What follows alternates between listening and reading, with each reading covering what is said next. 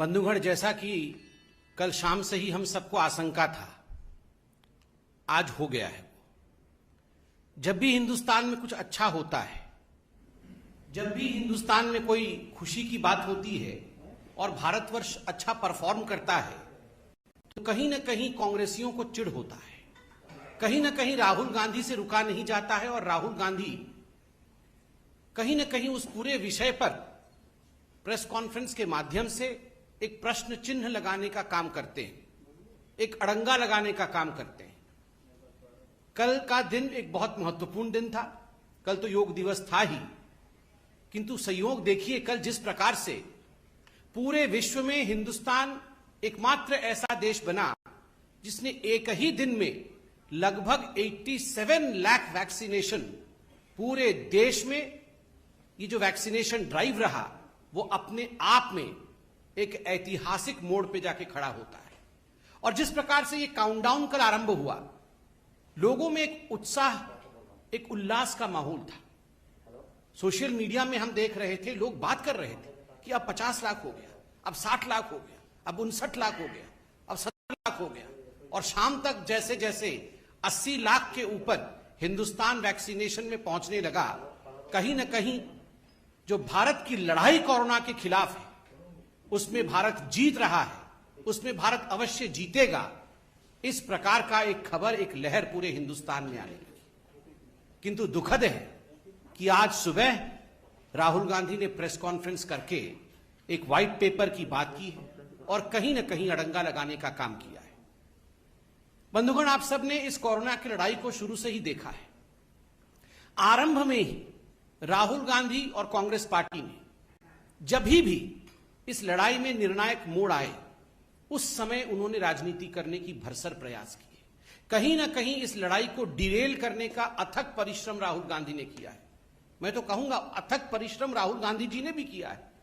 और अथक परिश्रम केवल और केवल इंडिया की जो लड़ाई है कोरोना के खिलाफ, कैसे इंडिया उससे डिरेल हो जाए, उसमें अथक परिश्रम राहुल गांधी जी ने किया है। बहुत टायरलेस एफर्ट किया है।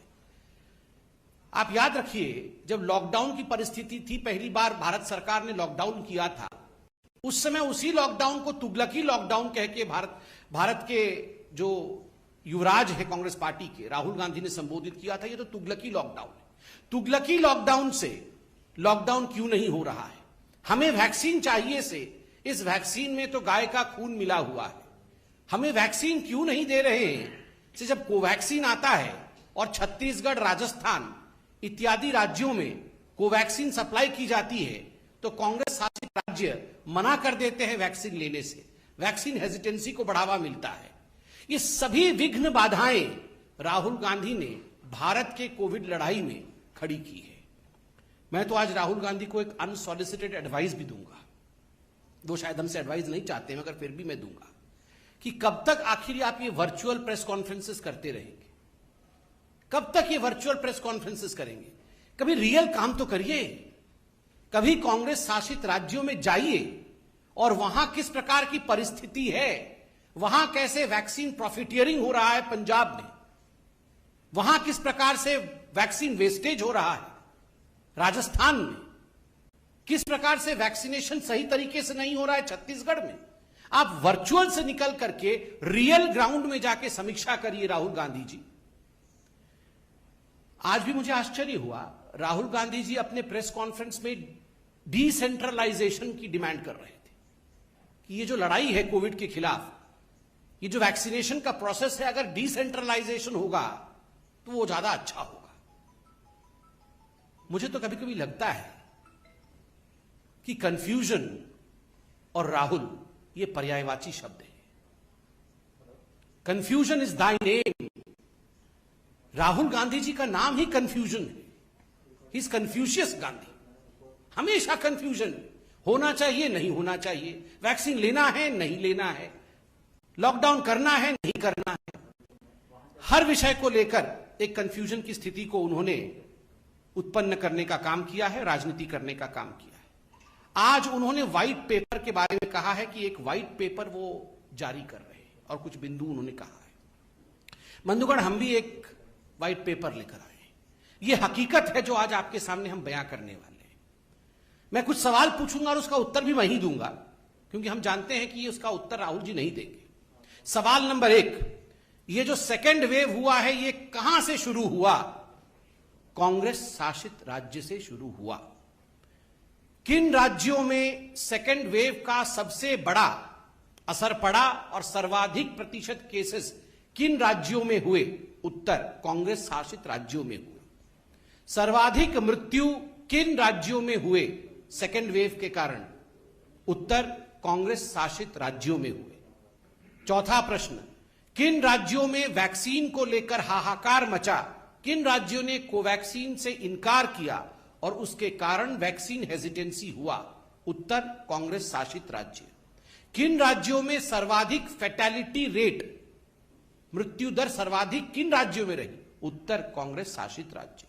छठा प्रश्न, सर्वाधिक पॉजिटिव रेट कोरोना को लेकर किन राज्यों में रहा? उत्तर, कांग्रेस शासित राज्य। सातवां प्रश्न, किन लोगों ने डिसेंट्रलाइजेशन डिमांड किया था वैक्सीनेशन में? उत्तर, कांग्रेस ने। आठवां प्रश्न, किन लोगों ने यू टर्न करते हुए डिसेंट्रलाइजेशन के बाद सेंट्रलाइजेशन चाहा? उत्तर, कांग्रेस।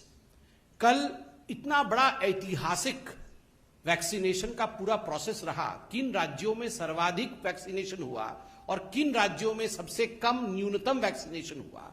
अगर आप इन आंकड़ों को देखेंगे तो सर्वाधिक उन राज्यों में रहा है जिन राज्यों ने श्रृंखलाबद्ध तरीके से अनुशासन में रहकर बिना वैक्सीन हेजिटेशन के, मध्य प्रदेश हो चाहे गुजरात हो चाहे कर्नाटक हो, उन्होंने काम किया। और न्यूनतम किन में रहा है?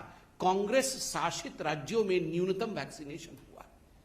सबसे ज्यादा फैटेलिटी कांग्रेस शासित राज्य में, सेकेंड वेव आरंभ होता है कांग्रेस शासित राज्य में, सर्वाधिक पॉजिटिविटी कांग्रेस शासित राज्य में, वैक्सीनेशन होता नहीं है कांग्रेस शासित राज्य में, और ऊपर से व्हाइट पेपर आप हमें दे रहे हैं। राहुल गांधी व्हाइट पेपर छाप करके, वर्चुअल में से निकल करके रियल में आप अपने राज्यों में जाइए और उन्हें ये आंकड़े दीजिए और उनसे कहिए कि आखिर ये क्या हो रहा है।